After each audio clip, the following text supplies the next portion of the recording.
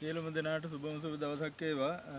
ඔයාලට මේ පේනවා ඇති මේ ආයෙම අපි සෝදානම් කරලා තියෙන්නේ අම්මිරිස් වගා කිරීමට.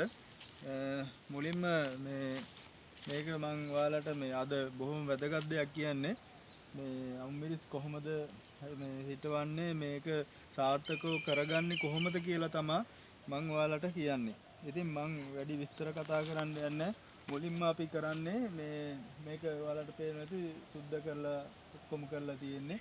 එතකොට අපි මේක මේ පාත් විදිහට මේ හදලා තියෙනවා ජලයේ බහගෙන යන විදිහට. ඉතින් මම කියන්න මේකේ අර මම ඔයාලට කොච්චි වගාව කරන විදිහ දැම්ම ඒවා අපි පැකට් වල තමයි මේ හදලා ස්වභාවික හට්ටාගාරික මේ දාලා තියෙන්නේ. ඒක ඔයාලට මම වීඩියෝ වල දාලා තියෙනවා. ඉතින් මේකේ අපි කරන්නේ මේ ඔයාලට පේනවාද මේ වලවල් කපලා තියෙනවා. එතකොට මේ අඩි එකමාරයි අපි වලක් අතර පරතරය අපි අරන් තියෙන්නේ. ඉතින් මේකේ අපි කරන සරලම දේ තමයි අපි මේක කොම්පෝස්ට් එකයි කොහොබත් එකයි තමයි අපි අම්මිරිස් වලට මේ කලවම් කරලා තියෙන්නේ හොඳට. ඒ කියන්නේ කොහොබත් මේ බොහොම සාමාන්‍යයෙන් අඩු ප්‍රමාණයක් අපි දාලා තියෙන්නේ. ඒ කියන්නේ මේවා කොම්පෝස්ට් එකක් ගත්තොත් භාගයක් විතර තමයි කොහොබත් කලවම් කරලා තියෙන්නේ. එතකොට ඒ කොහොබත් ඒ මිශ්‍රණය තමයි අපි දාන්නේ. ඉතින් අනිත් එක තමයි මම කියන්න ඕන මේ අපි මේ පැලේ හිටවන්න කලින් මේ ඔයාලට පේනවා ඇති මේ හැම වලකටම අපි මේ පැල හිටවන්න කලින් දාලා තියෙනවා ඩොලොමයිට්. ඉතින් මේ ඩොලොමයිට් මේ අපි දාන්නේ මේකේ පසේ තියෙන අර ජල වහනේ හොඳින් සිද්ධ වෙන්න තමයි අපි දාන්නේ මේ ඩොලොමයිට්. ඉතින් ඔයාලට පේනවා මේ හැම වලකටම ඩොලොමයිට් අපි යොදලා තියෙනවා.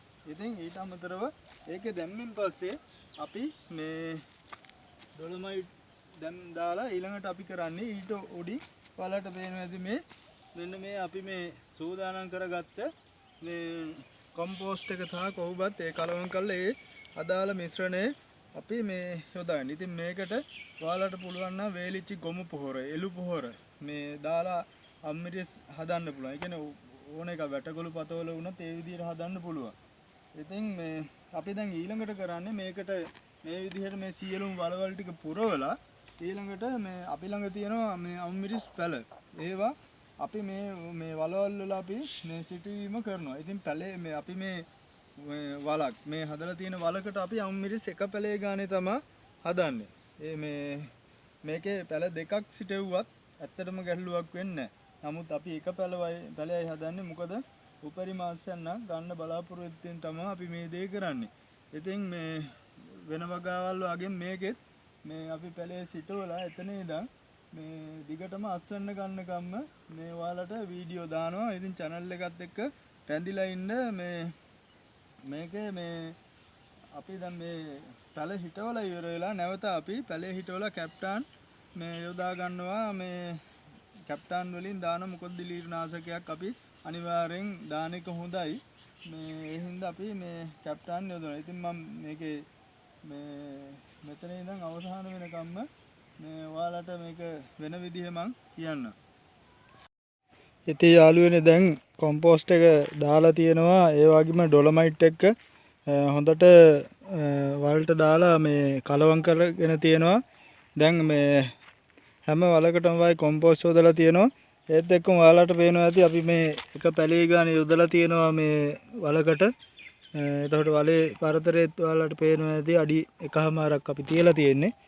ඒ ප්‍රමාණය අම්මිරිස් වලට ඇති අපි භාවිතා කරන ක්‍රමවේදයන් තමයි මේ. ඉතින් මේ මම ඔයාලට පෙන්නන්නම් මේ අපි මේ සිටවන්න ගන්න මේ අම්මිරිස් පොට් එකක් මම පෙන්නන්නම්. මෙන්න මේ ප්‍රමාණය මේ හොඳයි. එතකොට මේ අම්මිරිස් මිරිස් පැල තවම් කරන විදිහ මේ පැල මේ විදිහට හදා ගන්න විදිහත් මම වීඩියෝ වල දාලා තියෙනවා. ඔයාලට ඒවත් බලා ගන්න පුළුවන්. ඉතින් මම පෙන්නන්න අපි පැල ගොඩක් ඒ විදිහට අපි හදාගෙන තියෙනවා. ඔයාලට පේනවා ඇති මේ තියෙන්නේ ඒ පැල අම්මිරිස් පැල.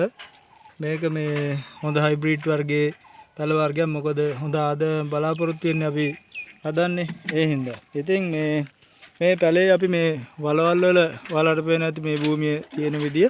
එතකොට මේකේ අපි මේ වලවල් වල මේ පැල හැදුවෙන් පස්සේ අපි මෙන්න මේ කැප්ටන් එක මේ අපි දිය කරලා ඉවරලා මල් බාදියේ මේ ගස් වලට හිනවා. ඉතින් මේ මේක මම ඔයාලට හොඳට පෙන්නන්නම්.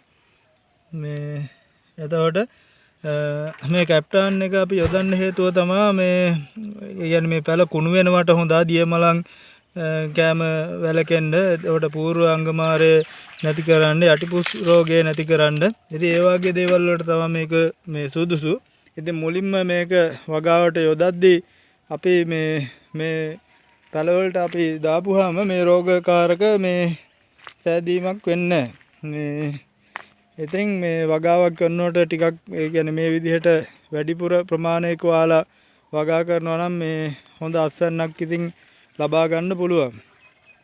මේ වීඩියෝ ඇත්තටම මේ ගොඩම මම කරන්න හේතුව මේ වගා කටයුතු වලට එකක් ඇත්තටම මම ආසයි. අනිත් එක තමයි මේ මං දන්න යම්කිසි ගන්න දැනුමින් ඔයාලට දැනුමක් ලබා දෙන එක තමයි මගේ ගොඩම අරමුණ.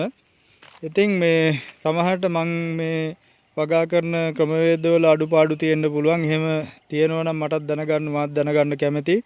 ඒ හින්දා පහලින් කමෙන්ට් එකක් දාන්න. සමහරට මේ වලවල් වලට දාන පොහොරවල යම් ඒ කියන්නේ මීට වඩා හොඳ ක්‍රමවේද තියෙන්න පුළුවන්. එහෙම තියෙනම් කියන්න. යටින් කමෙන්ට් එකක් දාන්න. එතකොට මට මේක මට තවත් ඉගෙන ගන්න පුළුවන් මේ වගාවන් සම්බන්ධව. ඉතින් ඔයාලා කලින් මේ දකින්න ඇති මේ කොච්චි වගාව කරලා තිබ්බ අපි මේ ස්වභාවිකව අර්ථාගාර නිර්මාණය කරලා මේ ඉතින් ඒවයේ දැන්ට පැල හැදීගෙන යනවා. දැන් දවස් මේ සාමාන්‍යයෙන් සති දෙකමාරක් විතර වෙන්නේ මේ වෙනකොට. ඒ වගේත් මේ ඉස්සරහට මම කරන දේවල් ටික දානවා.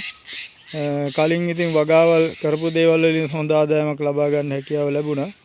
ඉතින් මේකෙත් ඉදිරියට මේ අපි කරන දේවල් යොදා ගන්න පොහොර වර්ග මේවට භාවිතා කරන කාබනික කුමීකර්ෂක ඒ වගේ සියලුම දේවල් මේ ඔයාලට පැහැදිලි කරලා දෙනවා.